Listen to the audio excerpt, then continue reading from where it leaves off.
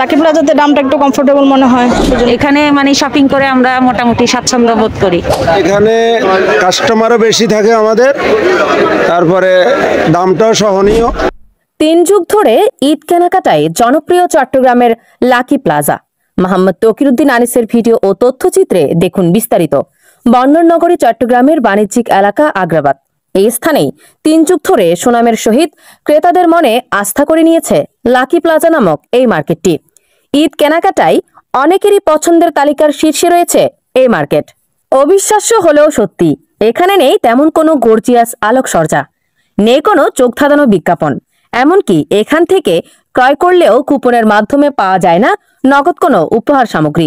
তবুও বছরের পর বছর ধরে জনপ্রিয় এই লাকি প্লাজা মার্কেট।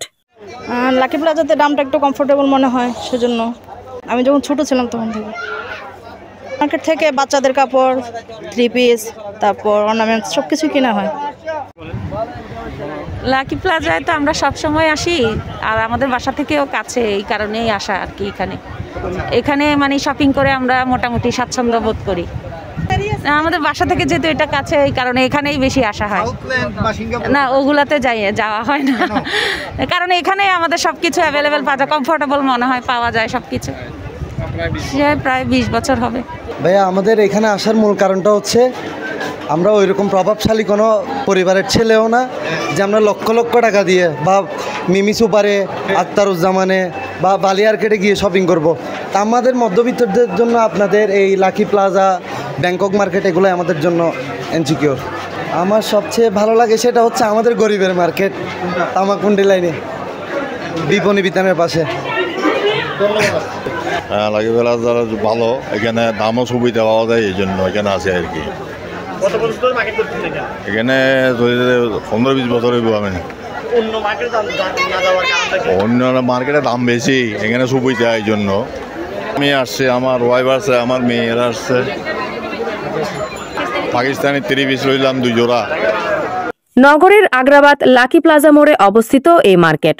বস্তুত এই মোড়টি এই মার্কেটের নামেই পরিচিত। জানা যায় 1989 সালে যাত্রা শুরু হয় মার্কেটটির, আর তখন থেকেই ক্রেতাদের মনে জায়গা করে নিয়েছে Agrabad lucky plaza. Lucky plaza হচ্ছে আপনার নিত্যবর্তী উত্তরবর্তী সবার জন্য এটা একটা পরিচিত একটা মার্কেট।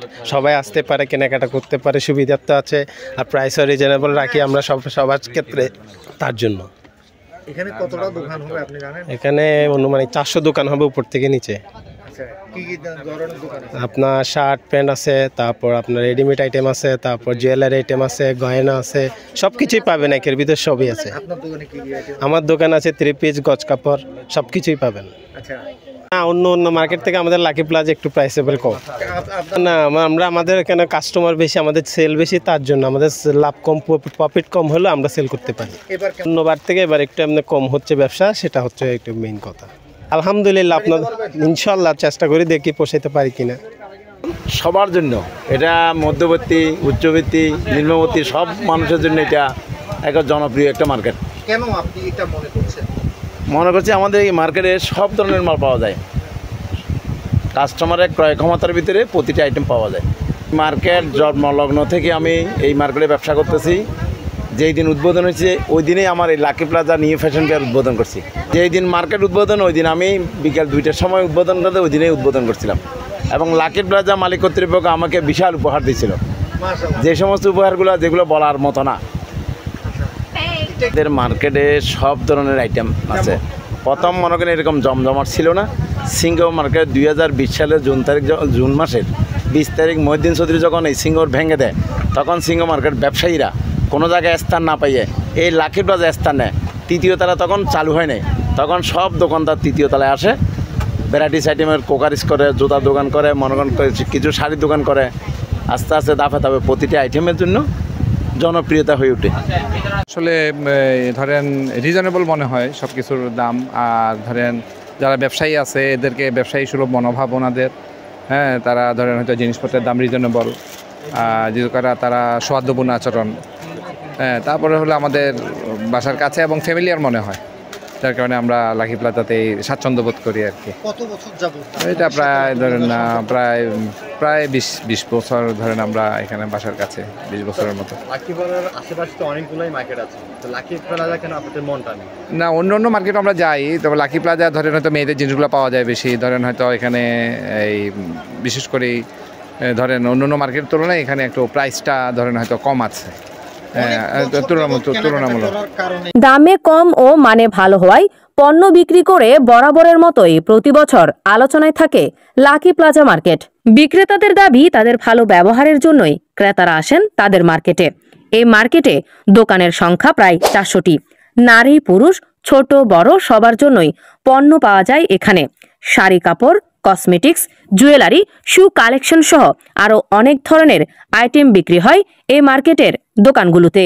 এছাড়াও অনাকাঙ্ক্ষিত ঘটনা এড়াতে ঈদ মৌসুমে মার্কেট ঘিরে নিরাপত্তা প্রদান করে পুলিশ। আর এভাবেই প্রজন্মের পর প্রজন্মে জনপ্রিয় আগ্রাবাদের লাকি প্লাজা।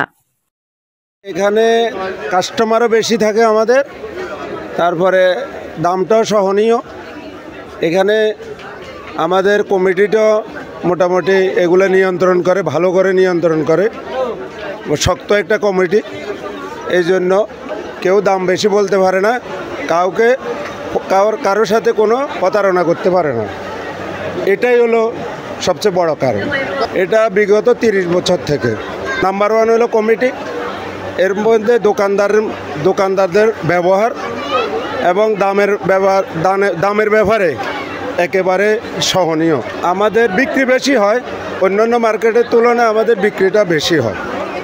মানে অন্য জায়গায় যদি 50,000 টাকা বিক্রি করে, আমাদের এক দোকানে 1.5 লক্ষ 1 লক্ষ 1.5 লক্ষ ছোট দোকানে হয়।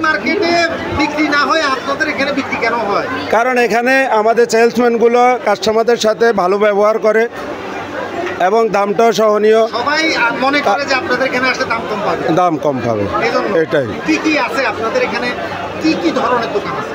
আমাদের এখানে শাড়ি আছে, এই যে ওড়না দোকানের জন্য এখানে খুবই প্রসিদ্ধ, এবং শাড়ি, থ্রি পিসের জন্য চিটংয়ের মধ্যে আমার মনে হয় সবচেয়ে সস্তা এবং ভালো থ্রি পিস এখানে পাওয়া যায়। এটাই। মানে 400 দোকান আছে। অসংখ্য ধন্যবাদ।